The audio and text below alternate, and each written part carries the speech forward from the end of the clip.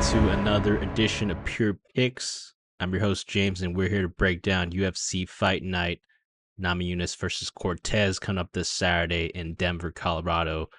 Before I get into the breakdown and recap, please, if you haven't done so already, give a like, comment in the video, and subscribe to our channel. It'll really mean a lot to us and the team here. We just got back from a 2-week break. I'm glad to be back. I mean, I think the bookies, they were begging us to just take a break because we've been robbing them. We have been on a heist season over here at Pure Picks. Just want to show you guys some of the results, as we do every week, by the way. Never want to shy away from our results when it's good or bad, especially when it's good, right? We got to, take a little pride in what we do here. So 5.3 units for UFC 303. As you guys see here, up 5.3 units, 71% ROI. Alex talked about his picks in his video. I wanted to go over some of my personal plays for UFC 303 for obviously our Pure Picks Pro members. They got these picks right when we put them in. First pick I want to talk about, Gene Silva versus Charles Jourdain. Had people telling me that Jourdain was going to be the side. Come on now. Man, we're not fading the fighting nerds until they lose. These guys have been undefeated in the UFC. Carlo Prates, Mauricio, one-shot Ruffy, now Gene Silva. We got to keep on riding those guys. Charles Jourdain is just not dangerous at all to deter whatever Gene Silva was going to do. And yeah, glad we're on that side for a unit. My other pick that I had that was really confident in, obviously, that was my pick for the video for what I did last 2 weeks ago for the best bets video. Joe Pyfer, Julian Robinson, put in 2 units, cashed that right away. That was the easiest 2.26 units that we made. I mean, Julian Robinson, that looked like a minus 600, minus 700 performance. Joe Pyfer, you guys obviously saw what he did. So overall, great night. I mean, yeah, I've nothing more than a good heist to really end the week strong, and now we're back 2 weeks later. I think everybody should go and pay for purepicks.gg. I mean, Pure Picks Pro membership is only $10 a month right now.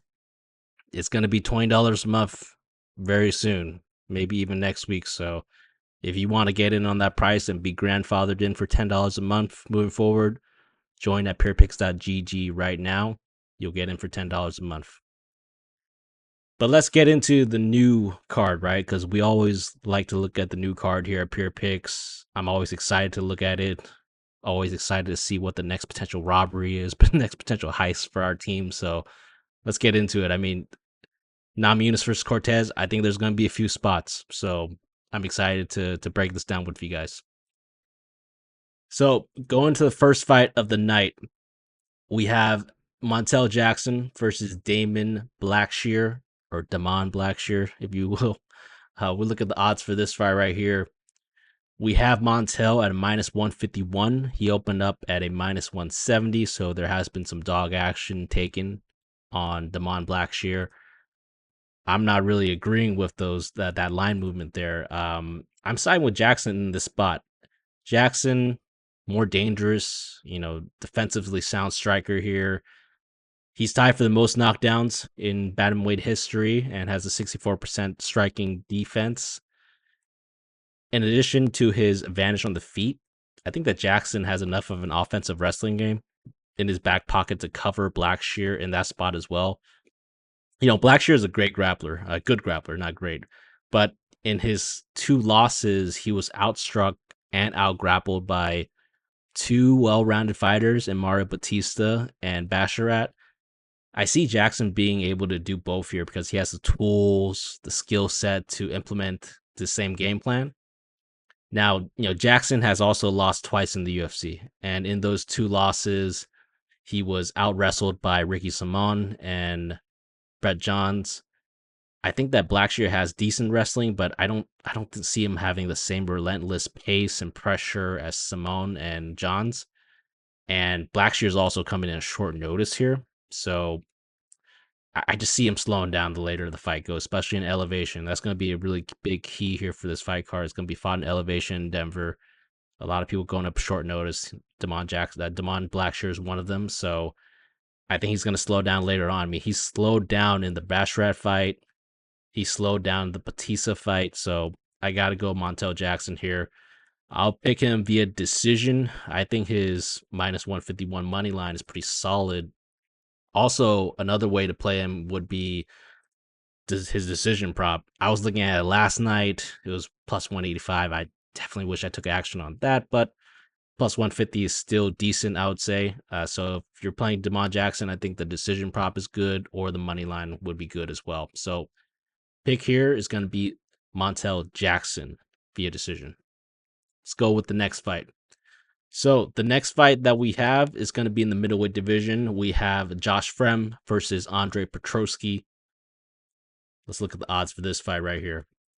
So Fremd, I believe that this is going to be a pick'em odds. He actually opened up at minus 110. Actually, no, he opened up at plus 125, but he did close at a minus 110.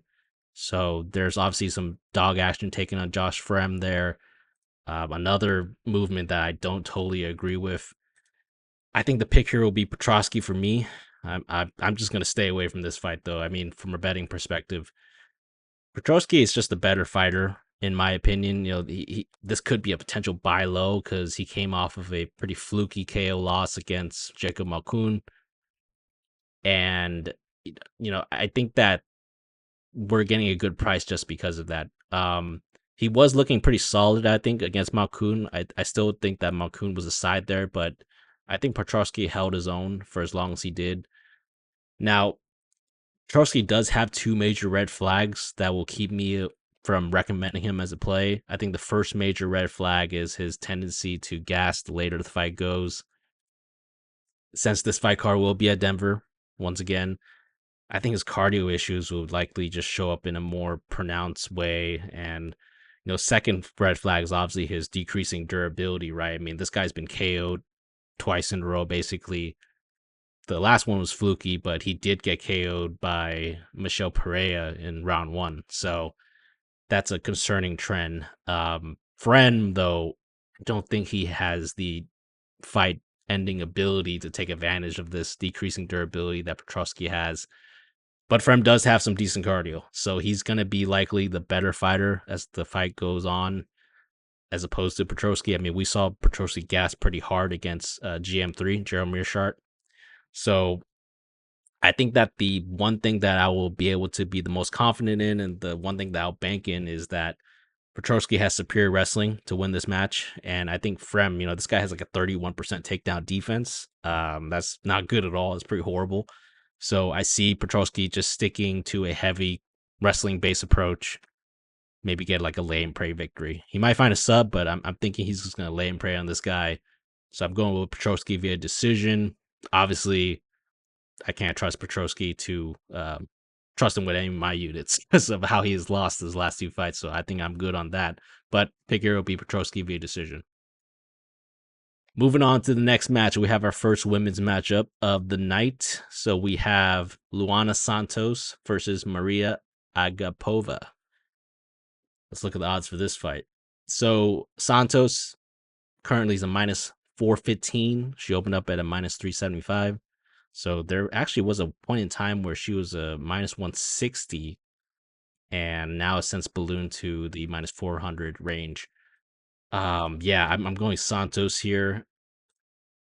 I think that this is a pretty simple fight to break down. Santos just has a major advantage in the grappling department, and Agapova has a below average 47% takedown defense. I think that's really most of the analysis that we need to make here. You know, Agapova, I think that she does do a good job of defending that first initial takedown, but she does get taken down after that. And once she is taken down, she has a tendency to just have trouble getting back up to her feet. So I believe Santos will just be able to eventually find the submission at some point. Agapova does have a slight striking edge here. I think that she is the better striker, but Santos is not a slouch on the feet. I don't think she's bad at all. I think she's, you know, okay. And I don't think that'll be enough of an advantage to overcome the takedown defense or the grappling hole that Santos will be able to take advantage of. Agapova also has had a publicized rough 2 years outside the cage since her last fight, and she's been going through bouts of homelessness and some other personal issues. And this is going to be her first fight since September 2022. So yeah, just a little bit too many red flags for me to consider her. I'm going with Santos via sub. I think she's a potential parlay piece, even at minus 415. I mean, maybe that's the best price that we can go. I don't know if I want to go her like minus 500 when she was like last night, but I think minus 415 is still pretty solid for a fight like this. Let's move on to the next fight, guys. So, we have potential fight of the night here, in my opinion. We have Josh Van versus Charles Energy Johnson. Let's look at the odds for this fight. So Josh Van minus 210, open up at a minus 275. I'll be honest, I do kind of understand that live movement, but you know who we got to take here. This is our boy. We've been rooting for this guy ever since, at Pure Picks at least. We've been rooting for this guy ever since he came into the UFC, fighting Zalgas on that split decision win. Been riding him ever since. I mean, this is our guy right here. He's been cashing for Pure Picks. We're not hopping off the Van train here. Josh Van, I mean, he says that he watches a lot of these breakdown videos, so I just want to give him some credit. This guy has came in and he's literally reminding me of like a young Peter Yan, Max Holloway combination. I mean, this guy's striking, his pressure and pace are insane. I think that he's on the next level in terms of that against Charles Johnson. In each of Van's last 3 UFC wins, he's taking the first round really to kind of download the data like a Peter Yan does, and then he just unleashes like a holy hell kind of pace in the second and third round that just overwhelms his opponents usually. Now Johnson, he has a similar kind of style. He tends to give the earlier rounds before making the fight competitive in the later rounds. I just don't think that's going to work against Josh Van. I mean, Charles Johnson is essentially fighting a younger, faster, hungrier version of himself in Josh Van. And I think that Josh has also shown an improved takedown game. He has that in his back pocket. You guys saw that he took down Bunes, took down Borjas to kind of seal that win. So I like that he has that in his back pocket to steal rounds if needed, because Johnson has been very susceptible to takedowns in the past, and that's something that's good to have in your back pocket against a guy like Charles Johnson. Given that this is going to be Van's toughest test to date, I could definitely see a world where this is going to be a close decision, and it could be a sweat, but I think Josh is going to pull it through. I think Josh via decision is going to be the most likely play. Obviously, I mean, I'm rooting for a knockout. I hope Josh gets it or sub or whatever, but I do like his prop at plus 100 for a decision. We look at the odds right there. We see this Josh by decision. I mean, plus 100, not much movement there. But, I mean, Josh might even be a decent live entry, because the first round, both of these guys might be downloading some data and you might get some closer odds after the first round. And, once the second round starts, maybe the bookies have caught on, but I think we're going to probably see the same pattern. I do like the over 2.5 here. I think that both these guys are pretty durable. So yeah, Josh Van via decision, but I'm rooting for a finish. Let's go Josh Van. Let's go Van Train, baby. All right. Next fight that we have on the card. So this is going to be a pretty late notice kind of fight. We have Fatima Kline versus Jasmine Jasudavicius. Let's look at the odds for this fight here. We got Jasmine at a minus 110. She actually opened up at a minus 250 favorite. Now is a pick'em. So, and she was actually an underdog at one point. So it's some insane live movement in this fight. Yeah. Just based on watching both of these people or both these fighters fight, I gotta go with Kline here. The pick here will be Kline. I think that this will be actually a close matchup, because I could see Jasmine being able to grind, on the ground and just outgrind a decision win, maybe use some like cage push. But the main reason why is obviously the size advantage, right? I mean, Jasmine is going to be a bigger girl in that fight. She's fought at 135 before. Kline has usually fought at 115 throughout her career, so that's going to be some size disadvantage there for her. But even taking this into account, I just think Kline's the much better striker here on the feet, and the submission game and the submission threat on the ground is going to be with Kline, in my opinion. She's been training with Aaron Blanchfield. I think she has that game in her back pocket too. Kline just has more ways to win for me in this matchup. Jasmine's most likely win condition will be just smudging Kline on the ground, or against the cage for the majority of the fight. I would like to point out that Jasmine has fought at 115 before against Elise Reed, where she lost a split decision loss. And that was outside of the UFC, but that was like Elise Reed's like first or second fight. And she has lost to smaller, quicker fighters before in Natalia Silva, Tracy Cortez. So, I mean, I don't think that Kline is the striker that Silva is, or, she doesn't have quite the defensive grappling acumen of Cortez, who stuffed a lot of those takedowns, worked her way back up when she did get taken down. But I think Kline has the same athletic and striking advantages as they have, right? We saw Tracy Cortez outstrike Jasmine, and I don't think Tracy Cortez is that good of a striker. So, man, if Kline had a full camp and this was not her UFC debut, I'll be all over this line. I just have a little bit of hesitation right now because UFC debut and it's very short notice. So, I mean, I think Kline's the much better fighter, but those factors give me a little bit of pause in recommending her as a play. So, I think I'm just going to be a wait and see mode for this and see how the fight plays out. Maybe we can get a live entry on either fighter, depending on how the fight goes. But pick here will be Kline via decision.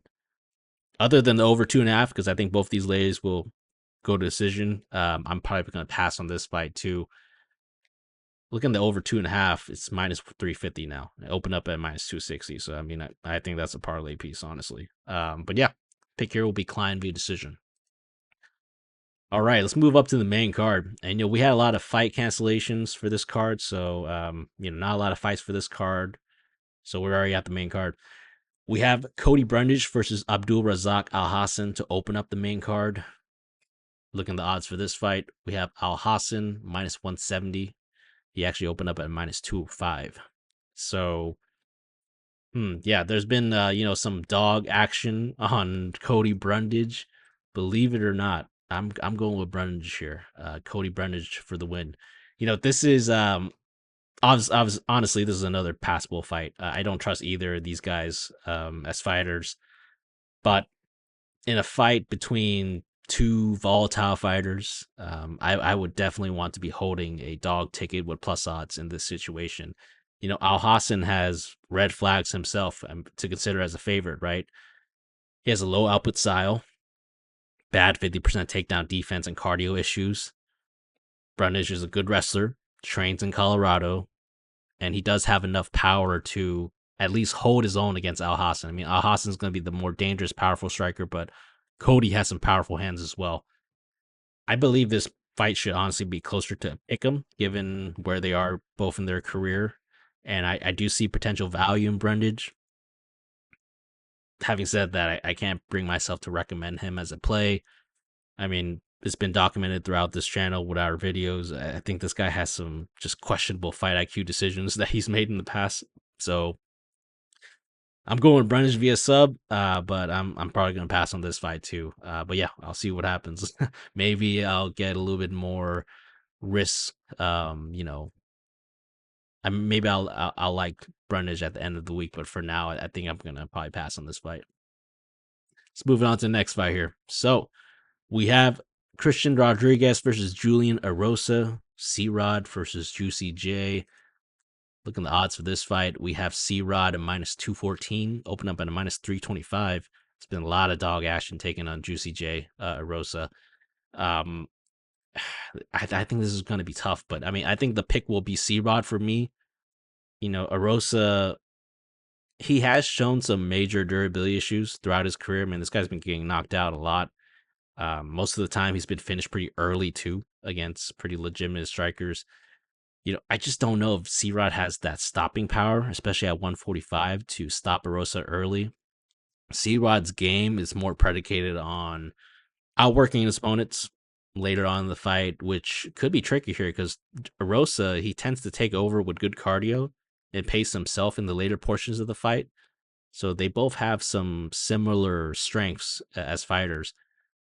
I think the main reason that C-Rod will take this is because Erosa just consistently keeps his hands too low, and coupled with his declining chin, I believe that this gives C-Rod a chance to either stop Erosa or hurt him throughout the fight to win by points. So I also trust C-Rod to stay defensively sound on the feet on the ground. He's a pretty good defensive fighter. So I think it's going to make it hard for Erosa to have many big moments throughout the fight. So pick here is going to be C-Rod via decision for me. But I'm just going to pass on this for now because I could see a world where Erosa just really turns it on later on and we get stuck into like a dogfight, and anything could happen there. Especially if I think it's going to go to the scorecards if C-Rod doesn't finish him early, which I don't think he will. I don't think he's going to finish him early. So picker is going to be C-Rod by decision. I'm going to pass on this fight though. Let's move on to the next fight. So next fight we have the return of Gabriel Bonfim versus Ange Loosa, the Bonfraud himself. He's coming back for more. Let's look at the odds for this fight. We have Bonfim at minus 310, open up at minus 450. So obviously a lot of people got Bonfrauded and they're going with the Ange Loosa train this week. Man, I can't bring myself to do that, honestly. Pick here will be Bonfim. Loosa, I mean, okay, he has a 90% takedown defense. I mean, that's a pretty surprising stat when you look at it, right? But if you look at that stat, it's a bit misleading. I think that he's faced mostly strikers in the UFC thus far. And in his last fight, Brian Battle landed a takedown on him. Brian Battle is not a takedown artist at all. And so I think that Bonfim will be the best grappler that Loosa has faced in the UFC. And I think that commitment to the takedown game and the submission, the grappling game, and really that skill that Bonfim has, this guy has like 12 submission victories out of his 15 wins, right? So I think he's going to lead him to landing takedowns on Loosa. And Bonfim's just a relentless submission specialist. I mean, he will even pull guard to lock in a submission, pulls gilly a lot. So yeah, I mean, in addition to Bonfim's submission skills, he has good takedowns. You guys just see, man, he pretty much was throwing around Nicholas Dalby in the first round, definitely winning that fight. But obviously, everyone saw what happened to him later on in the fight, right? He has major cardio issues, pretty much just gassed himself to death and lost that fight against Dalby. This will also be in elevation, which is another concern. Having said that, I mean, Loosa, while he is durable, he has some cardio issues himself. He does slow down later on in the fight. I think that should help mitigate some of Bonfim's own suspect gas tanks. So I'm going with Bonfim to find the submission here. Minus 310. I mean, that's, to me, man, I keep on remembering him as a parlay piece against Dalby, and I don't know if I can go back to that well quite yet, but if I were to play him, I do like the submission line. I mean, minus 110. It's not the juiciest line, obviously, but I do think that he's going to find the submission at some point. If this goes to decision, I mean, I would be very worried because I could see a world where he gets outgrinded by Loosa, especially since Loosa is pretty durable. So yeah, I'm going with the submission here, but I don't know if I trust him as a parlay piece, especially after what happened and all the factors that I laid out. Let's move on to the next fight. So this fight, we have another potential fight of the night candidate here, other than, obviously the Van Train versus Energy. We have Drew Dober versus John Silva. Another Pure Picks favorite, John Silva.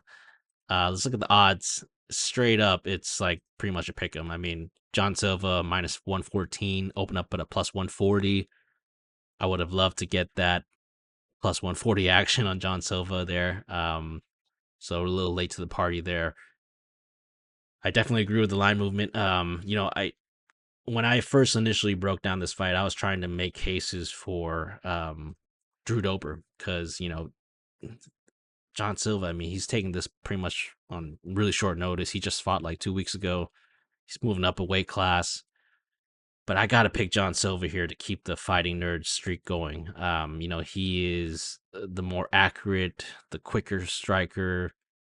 He didn't take a lot of damage again in his KO win over Jourdain. I mean, pretty much took no damage. He was just walking through Jourdain, and he should be good to go for this matchup. I mean, Dober, he does have fight-ending power.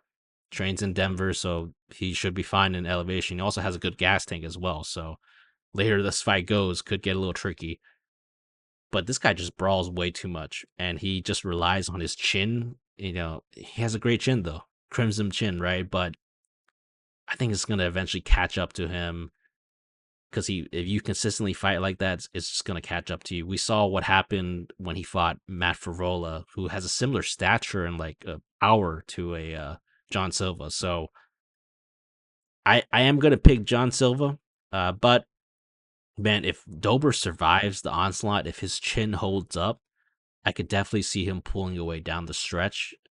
So if I'm playing Silva, I would recommend getting that maximum value and maybe going him at like inside the distance.